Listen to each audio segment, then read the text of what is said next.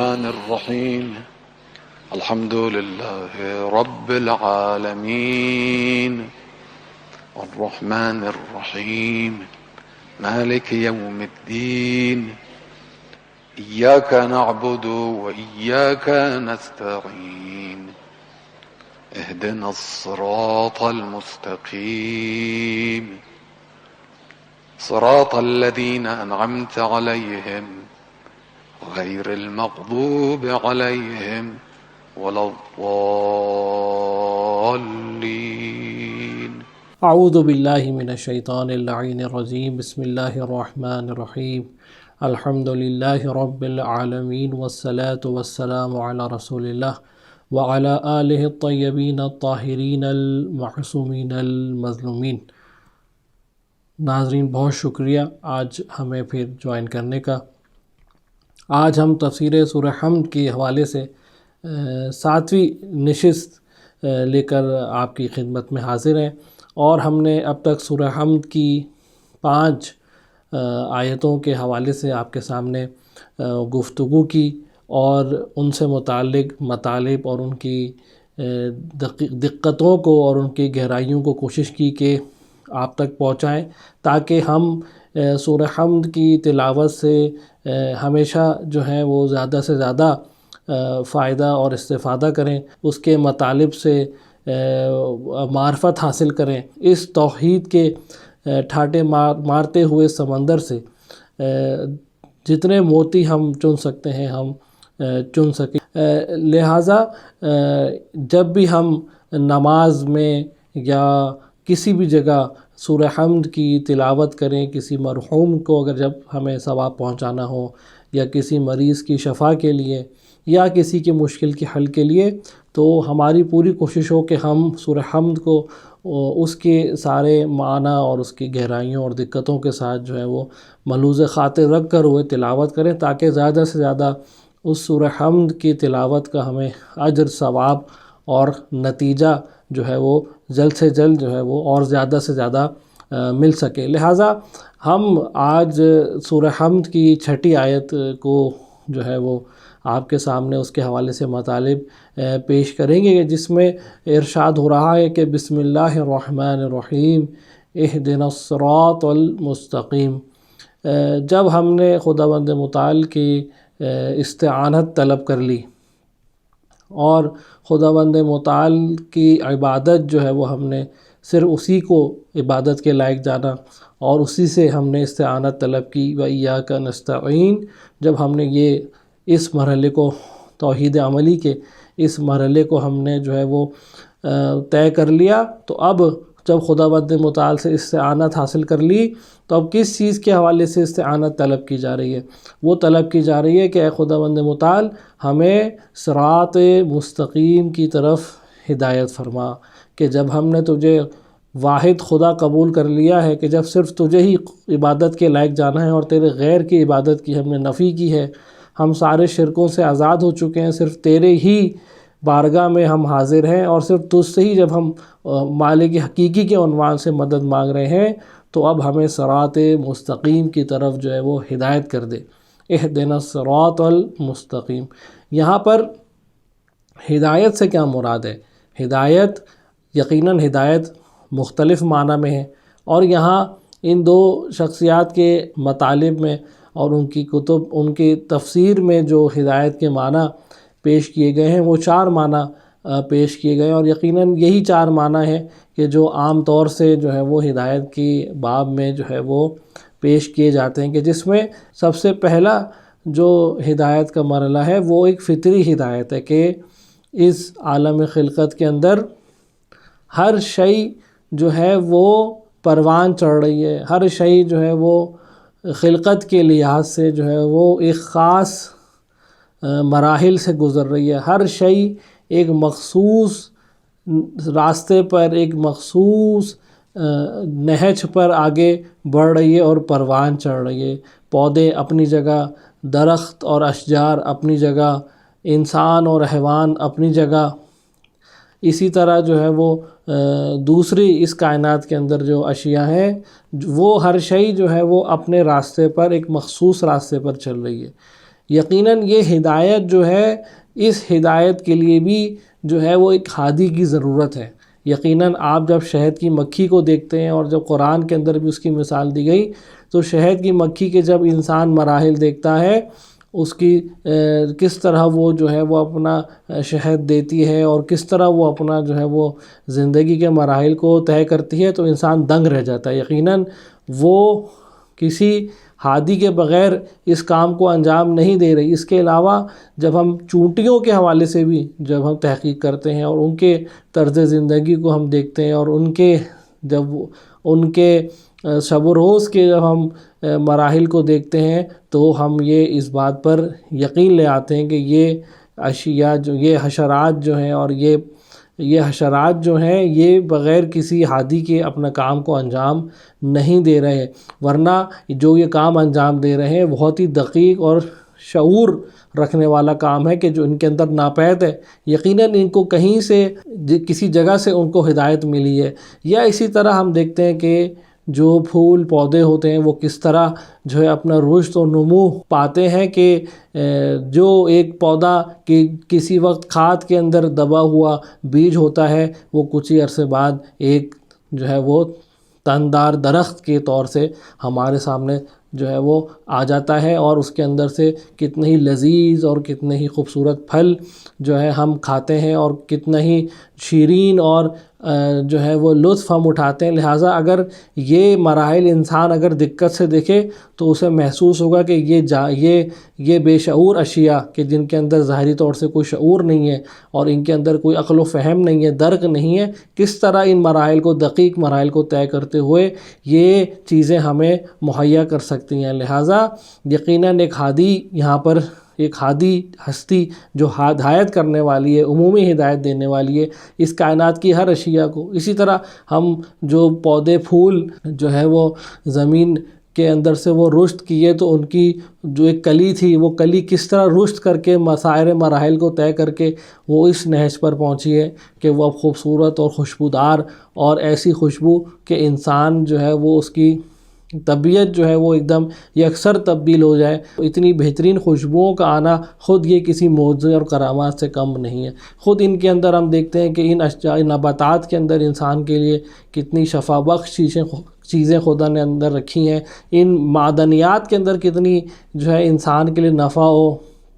فوائد موجود ہیں، کہ آج کل معدنیات پر باقاعدہ ملکوں کے درمیان جو ہے وہ جنگیں ہو رہی ہیں، اور چیزیں جو اس کائنات کے اندر جو ہے وہ عجائب اور غرائب جو موجود ہیں۔ تو اس سے واضح ہے کہ ایک عمومی ہدایت جو ہے یہاں پر موجود ہے، کہ یہ اشیاء خود،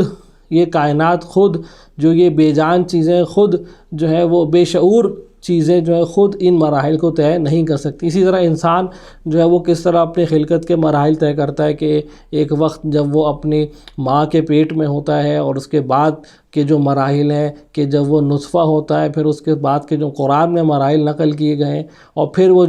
جب دنیا میں آتا ہے، تو وہ کس طرح مراحل طے کرتا ہے، ایسے ایسے شعور کی منزلیں طے کرتا ہے، یہاں تک کہ وہ بلوغت تک پہنچتا ہے۔ تو یہ چیزیں یہ خود ایک ہدایت ہے، یہ خود ایک ہدایت ہے، اور اس کو ہدایت فطری جو ہے وہ کہا جاتا ہے، کہ فطرت کے قوانین جو ہے وہ اس چیز پر جو ہے وہ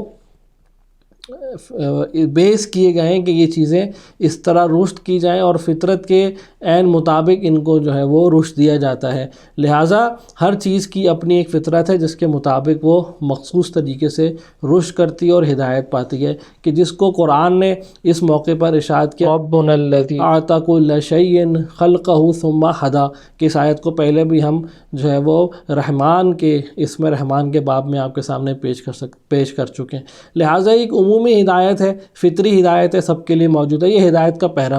مرحلہ ہے، اور اس کے بعد والا جو ہدایت کا مرحلہ ہے، جو معنی، جس معنی میں ہدایت استعمال ہوتا ہے، وہ ہے ایک عمومی ہدایت ہے۔ اور وہ کون سی عمومی ہدایت ہے؟ کہ وہ عمومی ہدایت ہے کہ جو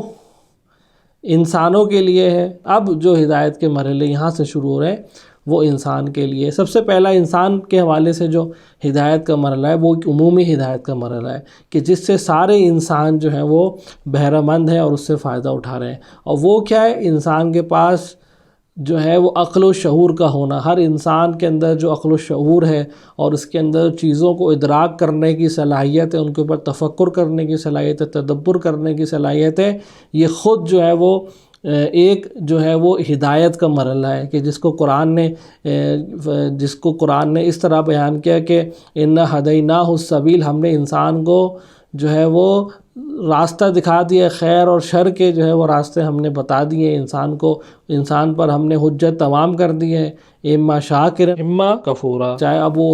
اس کو اختیار ہے کہ آیا وہ شکر کرے اس کا اور اس راستے پر چلے، یا اس راستے سے منحرف ہو جائے اور اس کو رد کر دے اور اس کو ماننے سے انکار کر دے۔ یہ راستے کون سے ہیں؟ یہ راستے وہ جو خدا نے خود انسان کے اندر مہیا کیے ہیں، انسان کی عقل کے سامنے خدا نے خیر اور شر کا راستہ رکھا ہے۔ لہٰذا ہر انسان وجدانی طور سے، ہر انسان جو ہے وہ اپنی فطری طور سے جو ہے وہ ایک اپنے اندر خیر اور شر کے حوالے سے جو ہے وہ ایک درک جو ہے وہ احساس کر رہا ہے، اس کے اندر ایک وجدان موجود ہے، ضمیر موجود ہے کہ جس کو دائماً جو ہے وہ خیر اور شر کے راستوں کی طرف جو ہے وہ رہنمائی کر رہا ہے، اس کو بتا رہا ہے کہ یہ راستہ برا راستہ ہے، اور یہ اس کو یہ بتا رہا ہوتا ہے کہ یہ راستہ ایک اچھا راستہ ہے اور خیر کا راستہ ہے۔ لہٰذا یہ جو منزل ہے، اس جو ضمیر کا انسان کی منزل ہے اور یہ وجدان کا جو انسان کا مرحلہ ہے، یہ ایک عمومی ہدایت ہے کہ جو خداوند متعال نے ہر انسان کے مہیا کیا ہے، اور ہر انسان جو ہے وہ اس سے بہرہ مند ہے اور فائدہ اٹھا رہا ہے۔ لہٰذا ہر انسان، چاہے وہ مسلمان ہو، چاہے وہ کافر ہو، چاہے وہ کس مذہب اور دین سے بھی تعلق رکھتا ہو، اس عمومی ہدایت کے مرحلے سے جو ہے وہ فائدہ اٹھا رہا ہے اور اس کو وہ مہیا ہے۔ تو یہ جو شروع کے دو مراحل تھے ہدایت کے، وہ مراحل تھے کہ جو ہر شے جو ہے وہ پہلے مرحلے میں ساری کائنات اس سے فائدہ اٹھا رہی ہے، پہلے ہدایت کے معنی میں کہ جو فطری ہدایت ہے، اور دوسرا معنی جو عمومی ہدایت ہے، اس سے سارے انسان جو ہے وہ فائدہ اٹھا رہے ہیں۔ لہٰذا یہ اگر ہم اس کو تطبیق دیں تو یہ وہی رحمان کی منزل ہے، یہ وہی رحمان کے اسم کا ظہور ہے۔ یہ ہدایت جو ہے وہ ہدایت ہے کہ جو اسم رحمان کے مصداق کے سائے کے اندر انسان اور عالم خلقت اس ہدایت سے جو ہے وہ بہرہ مند ہو رہی ہے۔ تو اس کے علاوہ جو تیسرا معنی ہے ہدایت کا، یہ وہ معنی ہے کہ جو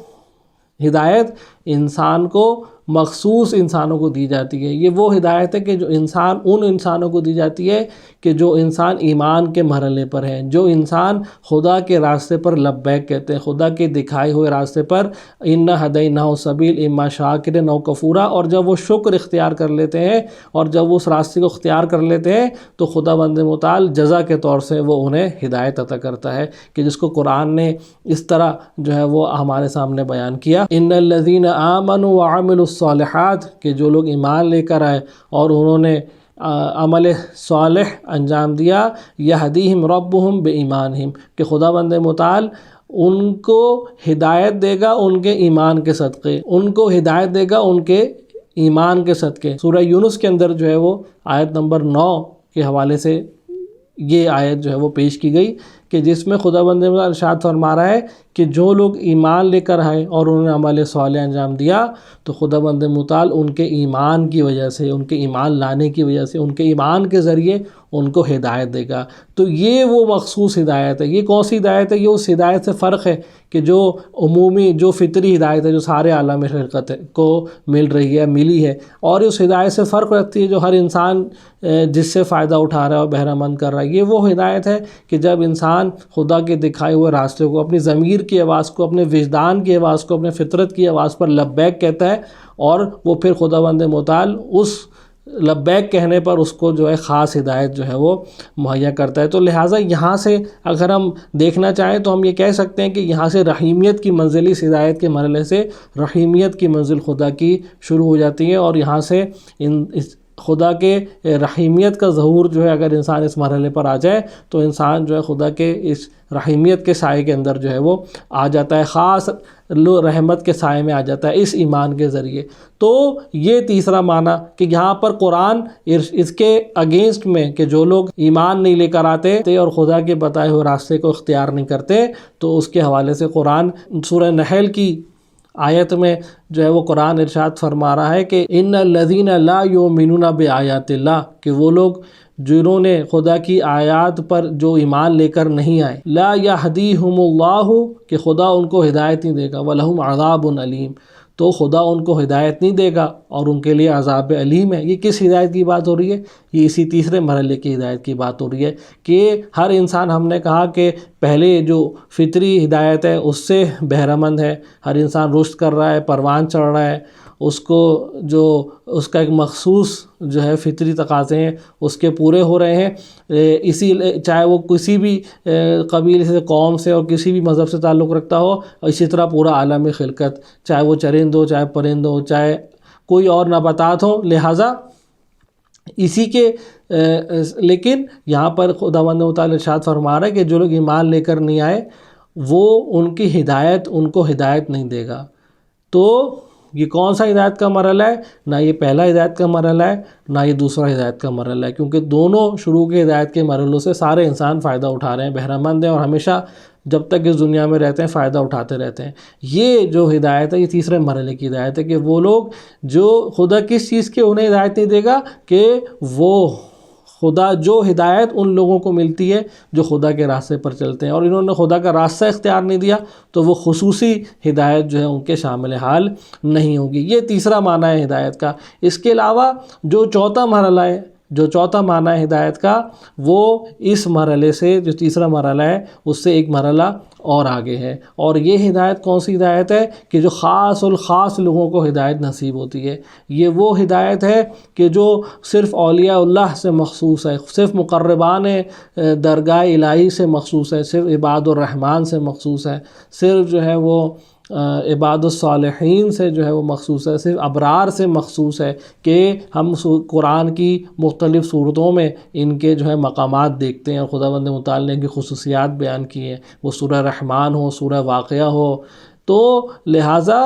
ہم یہ جو چوتھا مرحلہ ہے یہ صرف خاص الخاص لوگوں کے لیے ہدایت کا مرحلہ ہے، کہ یہ ہدایت جو ہے وہ خصوصی ہدایت ہوتی ہے۔ تیسرے مرحلے کی مخصوص ہدایت ہے، اس سے بھی ایک درجہ بالاتر ہوتی ہے، اور یہ ہدایت مخصوص ہوتی ہے معصومین سے، انبیاء الہی سے، اور ان کے درگاہ میں مقرب لوگوں سے، کہ جن کو ہم اولیاء اللہ کہتے ہیں، ولی اللہ سے تعبیر کیا جاتا ہے۔ تو لہٰذا یہ چار مرحلے ہیں ہدایت کے۔ تو یہاں پر جو اہدنا الصراط المستقیم کہا جا رہا ہے اس آیت کے اندر جو ہدایت منظور ہے وہ ہدایت منظور ہے تیسرے اور چوتھے مرحلے کی ہدایت، کیونکہ پہلی دو ہدایت سے تو سب بہرہ مند ہے، سب ہمکنار ہیں، اس کے لیے دعا کرنے کا تو کوئی جو ہے وہ فائدہ نہیں ہے، اس کے لیے دعا کرنے کا تو کوئی مرحلہ نہیں ہے، اس کے لیے دعا کرنے کی تو کوئی ضرورت نہیں ہے، کیونکہ لوگ تو پہلے سے اس سے بہرہ مند ہیں۔ لہٰذا یہ جو دعا کی جا رہی ہے اس سے ثابت ہوتا ہے کہ یہ جو ہدایت مانگی جا رہی ہے اس آیت کے اندر یہ تیسرے اور چوتھے مرحلے کی ہدایت ہے، کہ اور ہو سکتا ہے، اور یہ تیسرا احتمال یہ بھی جو ہے وہ یہاں پر دیا گیا کہ بلکہ یہ تیسرے اور چوتھے کی مرحلے کی ایک ساتھ جو ہے وہ ہدایت بھی مانگی جا سکتی ہے۔ تو لہٰذا یہ تین احتمال اس ہدایت کے حوالے سے، یا تیسرے مرحلے کی ہدایت ہے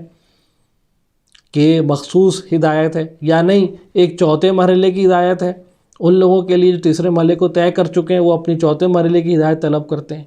یا نہیں ہو سکتا ہے کہ ایک انسان مومن جو ہے وہ ان دونوں ہدایت کو یکجا خدا سے طلب کر رہا ہوتا ہے۔ تو یہ تین جو ہے وہ احتمال اور تین معنی اس ہدایت کے حوالے سے کہ جو ہم اس آیت کے اندر طلب کر رہے ہیں۔ اس کے آگے آیت فرما رہی ہے اہدنا الصراط المستقیم، کہ اے خدا ہمیں ہدایت کر صراط المستقیم کی طرف۔ یہ ابھی صراط پہ ہم دیکھیں گے یہاں پر کہ صراط میں یہاں پر صراط سے کیا مراد ہے۔ صراط سے مراد مختلف معنی جو ہیں وہ لیے جا سکتے ہیں۔ سب سے پہلے ہم یہ دیکھیں کہ راستے کے حوالے سے صراط سے مراد سب سے واضح طور سے جو بات سمجھ میں آتی ہے راستے کے حوالے سے۔ راستے کے حوالے سے قرآن میں مختلف جو ہے وہ تعبیرات استعمال ہوئی ہیں، طریق استعمال ہوئی ہے، سبیل استعمال ہوئی ہے، اسی طرح صراط استعمال ہوئی ہے۔ سب سے پہلے ہم یہ دیکھیں گے کہ ان کے درمیان فرق کیا ہے تاکہ ہم صراط کے معنی کو واضح طور سے سمجھ سکیں کہ کیوں صراط کا لفظ یہاں استعمال کیا، سبیل کا لفظ کیوں نہیں استعمال کیا۔ اسی طرح جو ہے وہ طریق کا لفظ یہاں پر کیوں نہیں استعمال کیونکہ یہ سارے معنی راستے کے حوالے سے آتے ہیں عربی زبان میں، لیکن صراط کا میں کیا خصوصیت تھی کہ یہاں پر صراط المستقیم کا لفظ آیا ہے؟ تو اگر ہم دیکھیں طریق کے حوالے سے جو معنی عربی لغت کے اندر دیا گیا وہ یہ کہ کوئی بھی راستہ کہ جس پر لوگ چلتے ہوں، اب چاہے وہ اس پر کم چلیں زیادہ چلیں، اب وہ چاہے وہ راستہ کیسا بھی ہو، چاہے وہ راستہ جو ہے وہ سنسان راستہ ہو، یا چاہے وہ راستہ جو ہے وہ بالکل ہی بیابان ہو، جنگل ہو، یا چاہے وہ راستہ جو ہے وہ آباد راستہ ہو، لوگوں کا وہاں پر آنا جانا ہو، باقاعدہ جو ہے وہ سڑک بنی ہوئی ہو، یا لہٰذا طریق جو ہے وہ کسی بھی راستے کا نام ہے کہ جو بھی جگہ راستے کے لیے استعمال کی جائے گی، راستے کے طور سے استعمال کی جائے گی، وہ طریق کہلاتی ہے۔ سبیل کیا ہے؟ سبیل سے مراد دو معنی جو ہے وہ سبیل کے یہاں پر کیے جا سکتے ہیں، کیے گئے ہیں کہ سب سے پہلا معنی سبیل کا یہ کہ ایک عمومی راہ، ایک عمومی راستہ۔ طریق اور سبیل میں فرق کیا ہے کہ سبیل جو ہے ایک ایسا راستہ ہوتا ہے کہ جس پر زیادہ رفت و آمد ہوتی ہے، کہ ایک ایسا راستہ ہوتا ہے جو آباد راستہ ہوتا ہے، سنسان راستہ نہیں ہوتا۔ ایک عمومی راستہ ہوتا ہے کہ جس پر سب آتے ہیں اور سب جاتے ہیں، مخصوص نہیں ہوتا، سب کے لیے اس کے راستے کھلے ہوتے ہیں اور سب اس سے استعمال کرتے ہیں، اور زیادہ مقدار میں اس سے استعمال کیا جاتا ہے کہ ایک معلوم راستہ ہوتا ہے، ایک ایسا راستہ ہوتا ہے کہ جس سے سب واقف ہوتے ہیں اور سب جو ہے وہ اس کے آنے جانے میں استعمال کرتے ہیں اور زیادہ اس کا استعمال کیا جاتا ہے۔ وہ ایسا راستہ ہوتا ہے کہ جو مصروف راستہ ہوتا ہے، اسے سبیل کہتے ہیں۔ دوسرا معنی جو سبیل کی کیے گئے کہ سبیل جو ہے وہ شاخ کو کہا جاتا ہے، کسی بڑے شاہراہ کی ساتھ جو وہ چھوٹی سڑکیں مل رہی ہوتی ہیں، چھوٹے راستے مل رہے ہوتے ہیں، حالانکہ وہ چھوٹے راستے بھی بڑے مصروف راستے ہوتے ہیں، وہ ان شاخوں کو جو وہ شاخیں مل رہی ہوتی ہیں ایک بڑی شاہراہ پر، بڑی شاہراہ سے انہیں سبیل کہا جاتا ہے۔ لہٰذا اگر ایک بڑی راستہ ہے، ایک مین راستہ ہے، ایک شاہراہ ہے، تو اس سے اگر فرعی راستے مل رہے ہیں، اس سے اگر شاخیں مل رہی ہیں، اس سے اگر جو ہے وہ چھوٹی راستے مل رہے ہیں اس سے آ کے، تو یہ راستے جو ہیں وہ سبیل کہلاتے ہیں۔ جب بھی یہاں پر شہید مطہری علیہ الرحمٰن نے فرمایا کہ سبیل کی جمع استعمال بھی کی گئی قرآن کے اندر، سبلنا انا ہدیناہ السبیل والذین جاہدوا فینا لنہدینہم سبلنا، کہ جو لوگ ہمارے راستے میں جد و جہد کریں گے، سعی کریں گے، کوشش کریں گے، ہم انہیں اپنے راستوں کی طرف جو ہے وہ ہدایت دیں گے۔ تو یہ راستوں سے کیا مراد ہے؟ یہ شاخیں ہیں۔ ان راستوں سے مراد وہ چھوٹے راستے ہیں کہ جو کسی بڑے شاہراہ پہ آ کے ملتے ہیں۔ اب نماز ایک راستہ ہے، ایک راستہ زکوٰۃ ہے، ایک راستہ جو ہے وہ خمس ہے، ایک راستہ جو ہے وہ جہاد ہے، ایک راستہ جو ہے وہ عبادت ہے کہ جو انسان کو ایک بڑے راستے پر، خدا کے راستے پر لگا رہا ہے۔ لہٰذا یہ سبیل کے دو معنی، ایک معنی یہ کہ سبیل سے مراد وہ راستہ ہے کہ جو مصروف رہتا ہے، وہ راستہ ہے کہ جو زیادہ رفت و آمد ہوتی ہے، اور دوسرا معنی یہ کہ یہ وہ راستہ ہے کہ جو ایک بڑے راستے کی طرف لے کر جاتا ہے، ایک شاہراہ کی طرف لے کر جاتا ہے۔ تو یہ دونوں معنی قابل جمع ہے کہ یہ دونوں معنی جو ہیں وہ ایک ساتھ بھی جمع ہو سکتے ہیں کہ ایک ایسی فرعی راستہ، ایک ایسا راستہ کہ جو بڑے شاہراہ کی طرف جا رہا ہے لیکن مصروف راستہ ہے، اس پر زیادہ رفت و آمد ہے، یہ سبیل کا معنی۔ اب صراط اور سبیل میں کیا فرق ہے؟ صراط سے مراد ہے وہ راستہ کہ جو واضح راستہ ہے، وہ راستہ کہ جو روشن راستہ ہے، اتنا روشن راستہ ہے، اتنا واضح راستہ ہے کہ اس کا جو راستہ ہے اس کے اطراف سے بالکل واضح ہے کہ اس میں خطا کا امکان نہیں ہے۔ بالکل بطور مثال اگر آپ مثال سے سمجھنا چاہیں تو اگر آپ ایک سڑک کا تصور کریں جو بالکل نئی بنی ہے، کہ جس کا جو ہے وہ تارکول بالکل نیا ڈالا گیا ہے اور بہترین کوالٹی کا ڈالا گیا ہے، اور بہت ہی بہترین سڑک، اعلیٰ معیار کی سڑک بنی ہے اور بہت ہی گوشادہ ہے، اور اس پر ساری علامتیں بھی صحیح طرح واضح لگا دی گئی ہیں۔ سڑک کی جتنی علامتیں ہوتی ہیں، روڈ سائڈز پہ جو لائنز ہوتی ہیں یا جتنے بھی ٹریفک سگنل ہوتے ہیں وہاں پر موجود ہیں، اور جو بورڈز ہوتے ہیں وہاں پر موجود ہیں، پورا باقاعدہ ایک بہترین راستہ جو ہے وہ بنا دیا گیا ہے۔ اور وہ راستہ کہاں بنا گیا ہے؟ ایک بیابان کے اندر، ایک جنگل کے اندر یا پہاڑوں کے درمیان۔ تو وہ راستہ جب ان کے درمیان ہوگا تو وہ اتنا واضح ہوگا، اتنا کلیئر ہوگا کہ کسی کا اس راستے کے اوپر سے منحرف ہونا ممکن نہیں رہے گا. کیوں کہ وہ راستہ ہی اتنا واضح ہے کہ کسی کو گمراہ کرنے کی گنجائش باقی نہیں رہتی. کیوں؟ کیونکہ اس راستے کا دوسرے اپنے اطراف سے، اپنے اطراف کی چیزوں سے فرق اتنا زیادہ ہے کہ جو انسان اس راستے پر چل رہا ہے اسے کسی شبہ کی گنجائش نہیں رہتی، اسے کسی گمراہی کی گنجائش نہیں رہتی، اسے کسی شش و پنج کی گنجائش نہیں رہتی، پریشانی کی گنجائش نہیں رہتی. اس کے لیے صراط بالکل واضح ہوتا ہے، اس کے لیے راستہ بالکل واضح ہوتا ہے. اسے کہتے ہیں صراط. تو یہاں پر طریق، سبیل اور صراط کا واضح فرق ہمیں معلوم ہو گیا کہ صراط سے کیا مراد ہے. اسی لیے یہاں پر کہا گیا صراط المستقیم. اسی کے علاوہ صراط کا دوسرا معنی جو بیان کیا گیا وہ ہے صراط یعنی شاہراہ، وہ مین راستہ، اہم ترین راستہ، خدا کی طرف جانے والی شاہراہ، اس کا نام، مین راستے کا نام جو ہے وہ صراط ہے. جب بھی یہ راستہ واضح ہے، جب بھی یہ راستہ روشن ہے. اسی طرح اگر ہم دیکھیں سبیل کے معنی سے اس کو کمپیئر کریں تو سبیل وہ فری راستے ہوں گے، وہ چھوٹے راستے ہوں گے، آئیں بائیں دائیں کے راستے ہوں گے، وہ جو ہیں وہ اطراف کے راستے ہوں گے جو صراط پر انسان کو لے کر آتے ہیں، صراط پر خدا کے راستے پر انسان کو لے کر آتے ہیں. اب یہ سبیل جو ہے یہ متعدد ہو سکتے ہیں، یہ مختلف ہو سکتے ہیں، یہ بہت سارے ہو سکتے ہیں. جیسے میں نے آپ سے کہا نماز بھی سبیل ہے، دعا بھی سبیل ہے، عبادت بھی سبیل ہے، زکوٰۃ بھی سبیل ہے، خیرات بھی سبیل ہے، صدقات بھی سبیل ہے. اسی طرح جتنی نیکیاں یہ خود سبیل ہیں، یہ ساری سبیل ہیں. لیکن صراط، یہ ساری سبیلیں کس طرف لے کر آتی ہیں انسان کو، کس طرف جوڑتی ہیں لا کے؟ یہ انسان کو جوڑتی ہیں صراط پر.